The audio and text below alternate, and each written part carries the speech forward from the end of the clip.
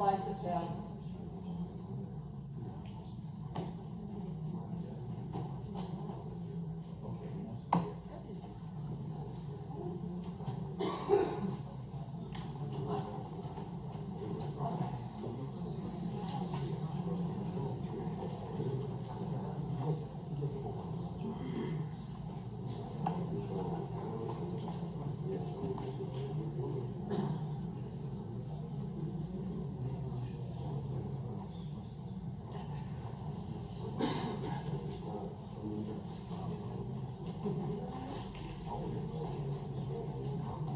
Yeah.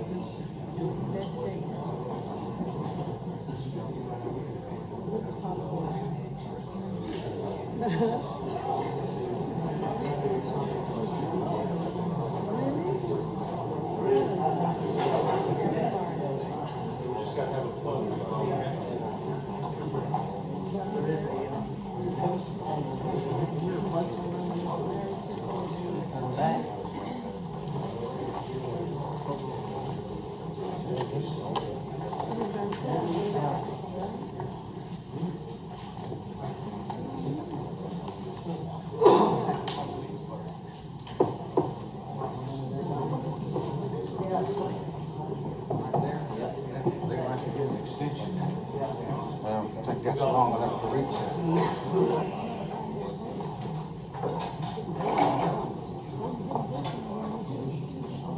No, I didn't think this was the only way. That's right now. Yeah. Most of this is. You know, you can't. I'm all you got. You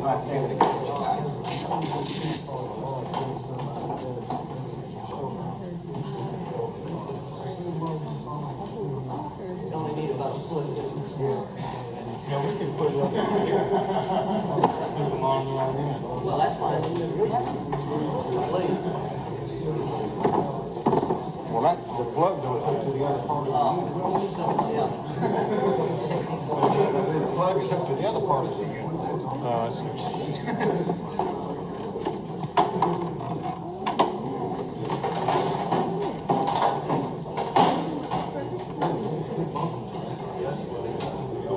Hanging up the carriage?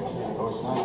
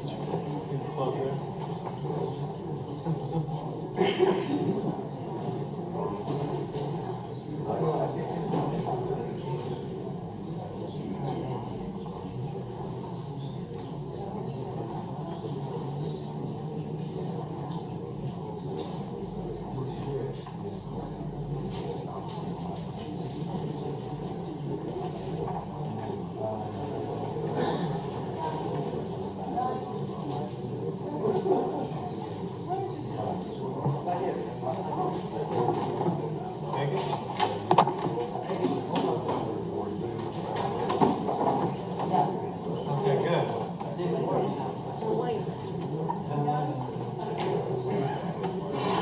Okay.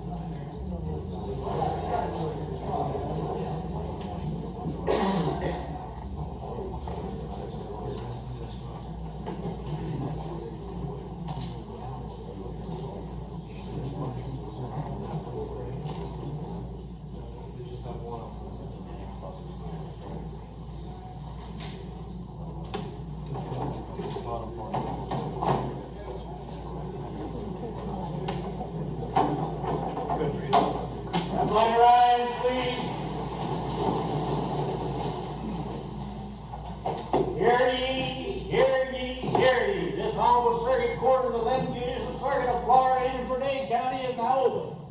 All persons having business before this court, draw nigh, give attention, and ye shall be heard. God save the state of Florida and this honorable state. God save the state of Florida and this honorable state, the Honorable Judge Howard presiding. Please be seated. Court will come to order.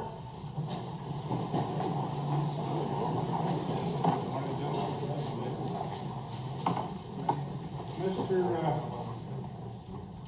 Harvey, I think you have filed some interim motions for the court first to consider. Yes, sir. Initially, Your Honor, I'd like to introduce Robert Haggard. We have invited him to participate in the case. For this case, only special assistant to our office. Welcome, Mr. Haggard. Thank you, Your Honor. It's my pleasure. He's an old timer to this circuit, so we don't have a problem. You made a good choice. Thank you. Also, Judge, I'd like to present Mr. Neil Spielman, who's going to participate in as a consultant in jury selection. I'd like to present to the court his qualifications to lead. Mr. Kiever? Just on the Haggard thing, Judge, I'm sure the court is familiar with him because he's local, but we don't really know Mr. Haggard. Is he a member of the Florida Bar, just for the record? Okay. And on this fellow, Judge, I don't believe we'd argued that motion yet. I hope we're just not going to make a decision until we argue. The expert for jury selection?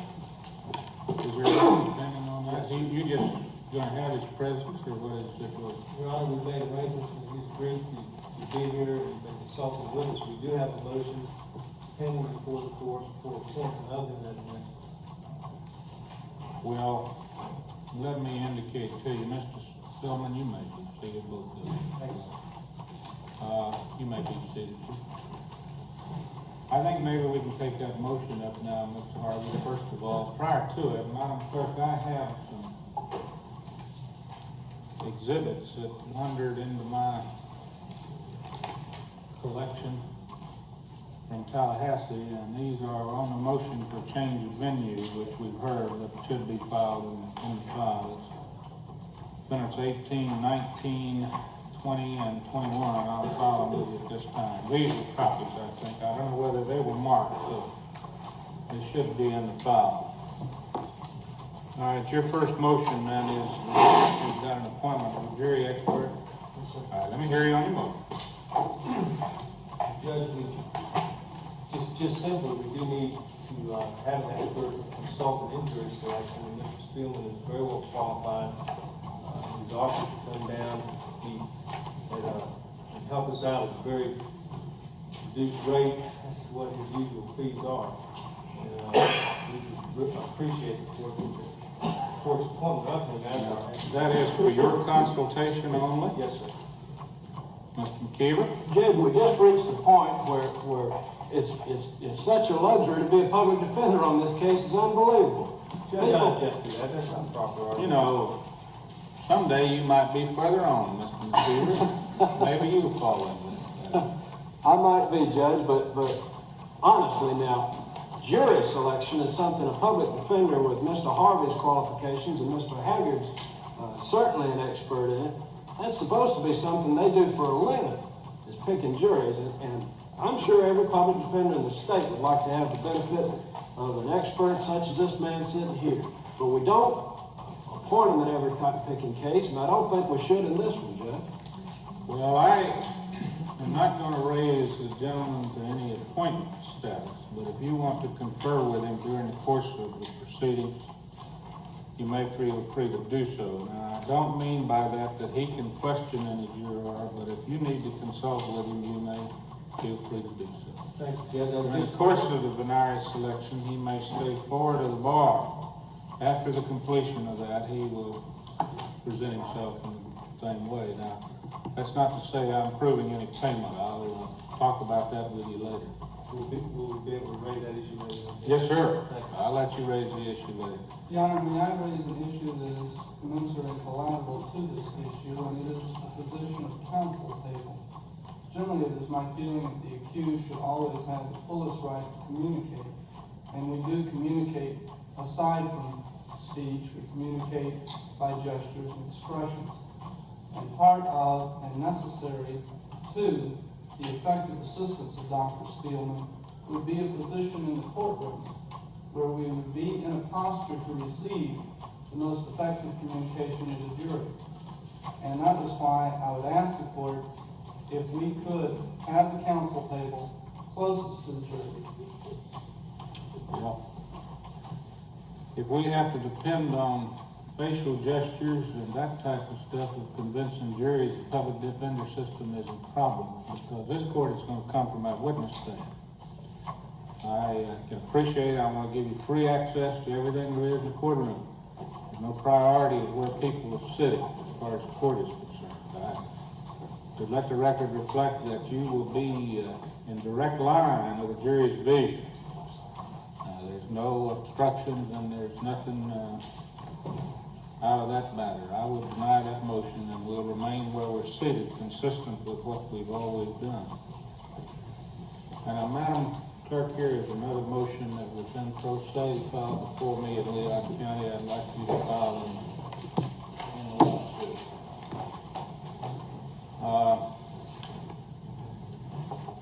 I think I have the original of the motion for the appointment of expert, which I'll file with you, that was transmitted to me by Ms. Good. Now, have you filed the original, or is this the original? Judge, we sent you a copy, and we should have Well, filed. those things are filed. Now, if you don't have them, Madam Clerk, I have a copy of that. If you want to retain that copy, that's fine. What other motions do we have in preparation? Yeah, initially, Mr. Bundy has the first time motion. All right. I don't know that we have a copy of it, Judge. You don't have a copy of it, Ms. McKeever. I don't have copying facilities in my jail cell in Dade County Jail. Judge, I'm not speaking to Mr. Bundy, and I'd appreciate it if we follow the rules of evidence when we're handling this case. We are going to not consider a motion that you have provided a copy of. Let him see your motion, and then you may present that. Thank you, Your Honor. We're going to bring that issue up to the court because that is one of the questions I think we have to determine. Now, you may speak on the motion as they read it, and I will see the written motions, and you may proceed. Thank you, Your Honor. As the court knows, I was being held in the Leon County Jail in Tallahassee, Florida, during the time the venue was in Leon County, and was transferred only yesterday to Dade County Jail in preparation for the proceedings this morning. In preparation for my transfer, I was informed by the Leon County Sheriff as to what items of my personal property I could bring and what items I could not bring. And I was informed by the sheriff, and it was in fact the case, that I was only allowed to bring files directly related to the Omega case and COVID. I was not allowed to bring with me any legal files or any legal materials or any legal source books. I might inform the court, for instance, in that category of things I was not allowed to bring was the Florida Rules of Criminal Procedure of all things, the basic text. I was not allowed to bring typewriter. I was not allowed to bring stationery. I was not allowed to bring pencils, pens, envelopes, stamps, or anything with which I could prepare, otherwise participate in this defense. It's only through a last-minute gift from my attorney last evening that I was able to get a hold of a pen to write the motion that we have before the court today. I was not allowed to bring with me my files in the Lake City case, which, in the absence of those files, would preclude me from conferring with Mr. Africano, who was recently appointed to represent me in that matter. I was not allowed to bring with me legal files concerning collateral acts which the state intends to introduce in this proceeding, such as those acts involving credit card transactions, or those legal files dealing with the theft of a white van, which may or may not be a collateral act in this case. Upon arriving in Miami and being booked in the Dade County Jail, I was taken to the 4th floor and spoken to by Sergeant Kratz of the Dade County Jail. And after Sergeant Kratz informed me of the rules and regulations of the jail, I was placed in a isolation cell. also known as a strip cell, also known as a punishment cell. The cell is approximately 9 feet by 7 feet. It's illuminated by a light source which is well outside the cell and must filter through these steel bars into my cell. It has a shower stall and a bunk and a stool and a table built into the side of the cell wall. For all practical purposes, Your Honor, the cell effectively frustrates my ability to participate in my own in the preparation of my own defense, since the light source is totally inadequate to read by. The only way one can read in that cell is to hold a document outside the bars and read the document with the available light that filters from the light source outside the cell. The table and stool are totally inadequate because they're designed for right-handed people, and I unfortunately have the handicap of being left-handed. There's no way you can write on that stool and table being left-handed. There's a further question as to what I'll be allowed to have in my cell and as to whether or not I'll have exercise. Your Honor, considered individually, perhaps my complaints may seem insignificant, but I would ask the court to consider in their totality their impact on my ability to cooperate with counsel and participate with counsel. I might also say that because the Leon County Sheriff's Department waited until literally the last moment to bring me down here, I have not had an opportunity to fully discuss with counsel the proceedings which will take place today. And I will also state for the record and inform the court that since the change of venue ordered by this court in Tallahassee, and I don't know, I guess I was 10 days ago or 2 weeks ago, I have been able to consult with my counsel a total of approximately 3 hours in Tallahassee, and they came by last night at the top. I feel that with the amount of time that my counsel have had access to me in these past 2 weeks, we have not been able to work together. They have not been able to inform me as to the course of the defense, both prior to the selection of the jury and during the selection of the jury, and for that matter, during the trial itself. And I would inform the court that one of my complaints that I voiced to Your Honor in Tallahassee was that I did not know, I still do not know, many of the names of the witnesses we're going to be calling, what we're supposed to get out of those witnesses, what part I'll play, if any, in examination of those witnesses, and so on. I don't think this is because my counsel don't want to tell me. They've been pretty darn busy.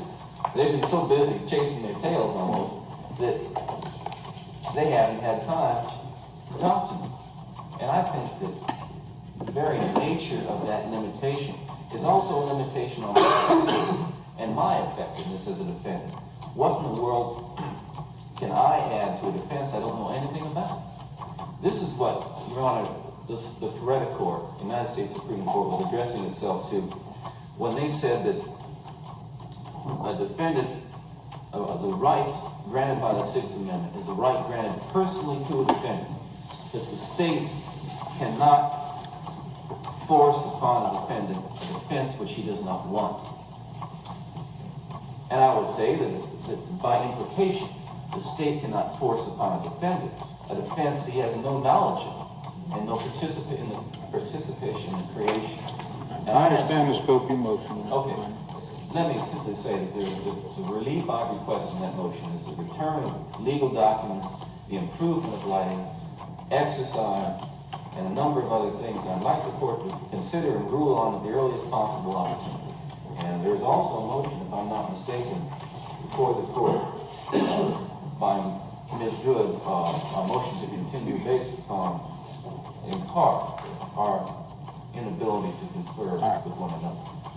Mr. Caver? Well, it sounds to me mostly like just in-house things, Judge, that can be worked out with the jail personnel and really Mr. Harvey or whoever wants to bring it to the court's attention. I feel like we've already argued this thing in Tallahassee about how much assistance he's got a right to and what kind of counsel and all that stuff, so I'm not gonna belabor the court with the same arguments I've already made. I just think we can work this stuff out in-house. All right, on this defendant's motion, the court's gonna take it under advisement. The noon recess, I'll personally visit where you're incarcerated, and I'll make a decision based upon that. We'll see what's there. Thank you. You may file this, Madam Clerk. You want to take the motion to continue now, Ms. Good? Yes, Your Honor, we filed a motion to continue on the grounds, as Mr. Bundy has stated, that we have had an inadequate opportunity to confer with the defendant. We did meet with him on Saturday, June 16th, after we changed the venue on the 12th. On the 20th, the defendant was transported to Columbia County. I attempted to make arrangements to visit with Mr. Bundy that evening when he returned at about 6:30, and Mr. Art Bolden told me that it would not be possible for me to visit with Mr. Bundy that evening. I attempted to visit with him on the morning of the 21st, but that was just a very brief conference. And as you notice, I have had to scratch out part of the motion on the original there, because although we had intended to confer with Mr. Bundy again this morning, we were not able to. We were informed by the jail that problems of transportation and his recent arrival, that they just hadn't worked out the logistics of that yet, and therefore we really feel unprepared to proceed today with jury selection, and would request an adequate period of time to confer with the defendant. What do you want to confer with him about on jury selection, Ms. Good? Your Honor, the defendant is representing himself here as co-counsel, and we do have an expert in jury selection that we're conferring with. And there are matters that we do need to talk to him about and determine concerning the jury selection procedure. All right. Anything from the state? Again, Judge, I've already argued this motion. They've had 6 months since they were appointed in January. They started picking a jury in Tallahassee, and I presumed at that time that they had conferred with him and had a feeling for what they wanted in a jury. And now here we are again 2 weeks later in Miami with the same general situation of picking a jury. Your Honor, in Tallahassee, we also had a pending motion to continue that was denied, and we were totally unprepared for that voir dire. And very luckily, venue was changed. Wasn't lucky. So, It was legally. well, luckily and legally, luckily for us, we've had perhaps 10 more days to try and prepare, but as you know, the arrangements to transfer to Miami have been involved also, so we haven't been able to devote all of our time to merely preparation for trial, where we were unprepared before, and these matters do How much remain- time you think you need? Your Honor, I think we need at least a day. All right. Let the record reflect the motion came on to be heard. The motion in its totality will be denied, but I'll extend the noon lunch hour for a period of time for us to visit the jail and for them to discuss further the jury selection process with Mr. Bundy.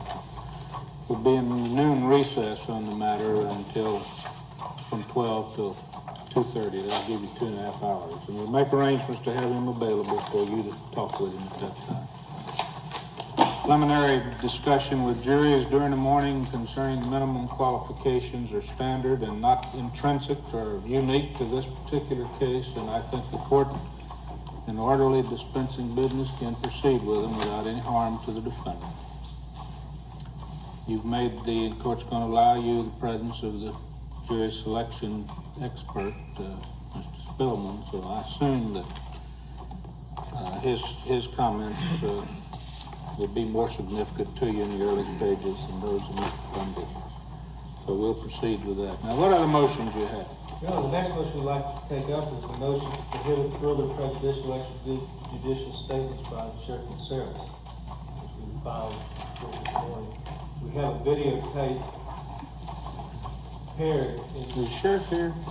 Yes, sir.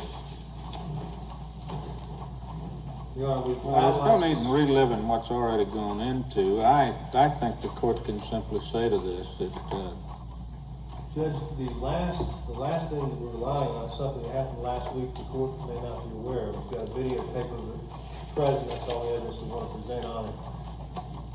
is you ready to proceed? Yes, sir. Sheriff, you want to come up and make sure that...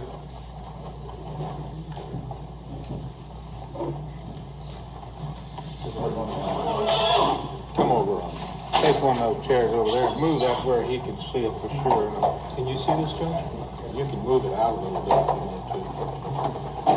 That's fine. I tilt it just a little bit so the Sheriff Caceres can see it also. Turn your card just a little bit. Be easier, gentlemen. Can you see it there, Sheriff? Back it up a little bit, gentlemen. I think maybe we can all see it. That's good. Thank you.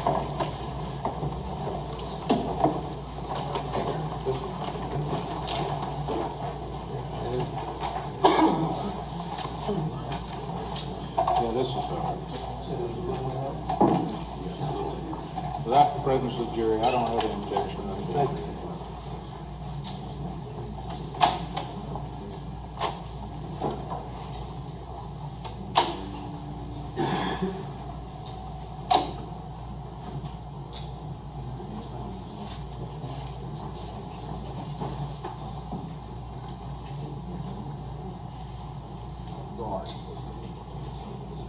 Well, we talked about personality traits, confinement in the cell, the property that he has with him, what property that's in his cell now that may not be possible to have in the cell here, just those kinds of things. Dade County Corrections Director Jack Sandstrom, who is in charge of security, says he's prepared for Bundy's arrival. Oh, there's always the possibility of escape. Personally, I feel more concerned for his safety from some bizarre kind of situation than I do for as far as escape is concerned. Law officials examined the single high-security cell in which Bundy will be placed for the duration of the trial. They also took a look at the courtroom where preparations are already being made for the 3 to 4 week-long trial. A special room has also been set up where Bundy, who is partially acting as his own attorney, can consult with his defense counsel on the progress of the case. The trial is set to begin this coming Monday. Robin Lloyd, Channel 4 News. Did we get the interview? I think I might have missed the beginning part. Can I run it back?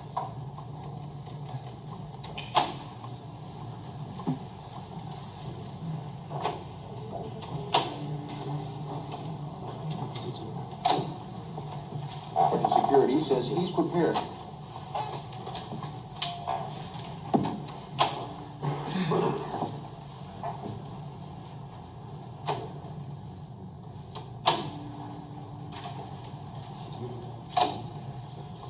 It took place in the chambers of Chief Administrative Judge.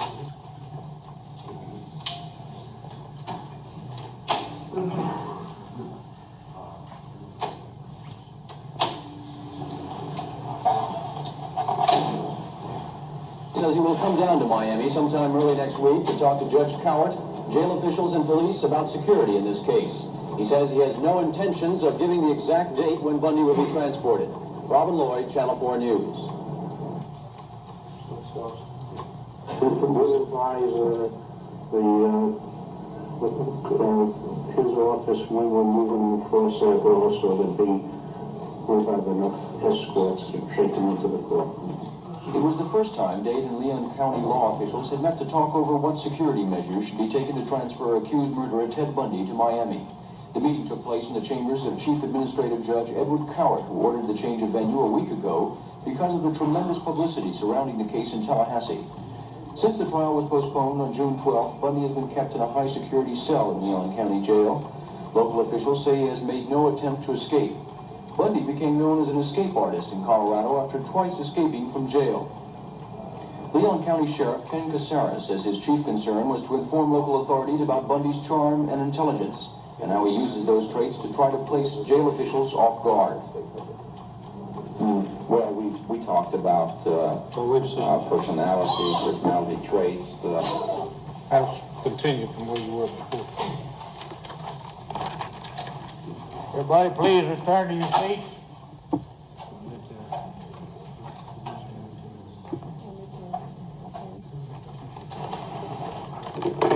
I'm turning this over to the court. David Marcus. All right, Mr. Harvey, what you want? Your Honor, on that motion, submitted the tape, and I've submitted a transcript of it, and I've outlined in the motion what I consider to be a continuing course of conduct by Sheriff Fixeris, and what looks to be a deliberate attempt to try and poison the minds of no matter where we're going to have this trial. And I would ask the court, without further argument, to please instruct the sheriff to withhold any further prejudicial statements by our client until this case is over. Do you have any response? Well, Judge, of course, we respond with extreme objection to his statements about the sheriff's motives and intentions and purposes and whatnot. The man answers questions that are asked of him honestly in the press, and just because it's disseminated is something that has been a problem for all of us, and that's why we're down here in Miami, I think, because there has been so much press coverage. But we object to the way in which he's phrased his motion. We don't object to the court, of course, instructing as many people as possible to try to just put this case on in a low-key fashion, and let's get it to trial and get it done with it. Mr. Keever, that specifically is the court's instruction. I do think that there are a lot of trying factors involved in the trial of the case that sometimes aren't in all cases. I think the best thing that all of us that can do that are intimately involved in this thing is just that. And we would ask all parties, include counsel, the defendant, state, everybody involved in it to maintain that particular position. And remember that a jury of peers are what we're trying to collect and select. And I don't find any necessity of entering a restraint order or a gag order. I just simply commend to them as constitutional officers and to all of you as constitutional officers to refrain from further comment or unnecessary comment about the case. An attempt to do just what I've said from the beginning, to let us proceed with the legal issues in the case and get them resolved. That's what we're here for, and I don't think we need to issue any further order, but I will issue that order, Mr. Harvey, that we all refrain from any further communications other than is necessary, and they be made in the courtroom. Now, that's one uniqueness of the proceedings that are taking place. Everything that transcribes here in the courtroom, of course, is front and center. And I don't think there is any need for us to further disseminate those things that we don't talk about in court. I think basically that's our idea. And I don't, by saying that, I don't communicate that some of the language that you said in your motion is a finding by the court that there has been anything willful, malicious, or that there's been anything that violates what he was supposed to do. I simply say that I think the time has arrived where we're going to try to move this trial through the positions of a trial as fairly and impartially and without any disseminated prejudice on the part of anybody, so that we can give this young man the fair trial that we've labored pretty hard for and what we're all here for. I think with that we'll dispose of the motion.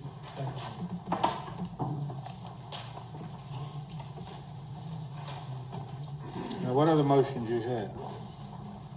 Judge, we've got a motion for additional peremptory challenges, which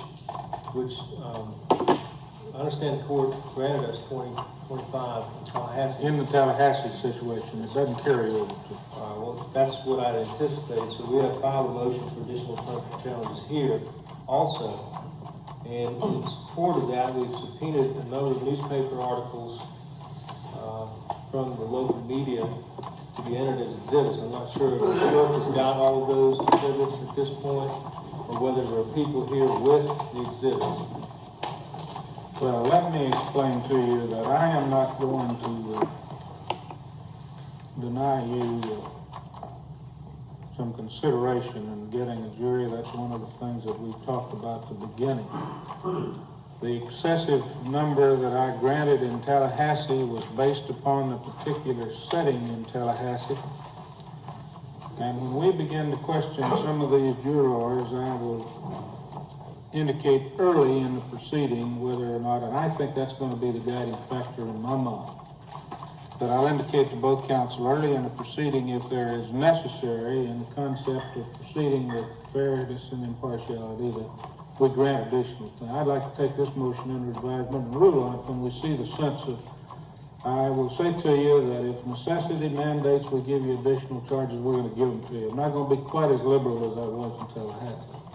I don't think the reason is that. And I will tell you well in advance when we begin to preliminarily question some of these jurors so that we can get a feel of what's there, similar to what we did in the motion for change of opinion. I think I can get it early in the proceeding and will allow you some additional if necessity demands. I have a feeling you'll get them without using all the peremptory challenges that you have now, unless you just want to use them. All right. Let us see what necessity dictates, and I'll assure you that we'll do, if necessary, we'll give you some more. Think that we can get a better sense on that, as I said, as we proceed along. Judge, attached to that motion, if the judge is going to take it under advisement, I'd like the court to be aware that we have attached, Dr. Hesselbar has done a preliminary public opinion poll in Dade County, and I've attached the results to the motion. I'd like the court to consider it. You know, she's pretty random. I can't explain the statistics.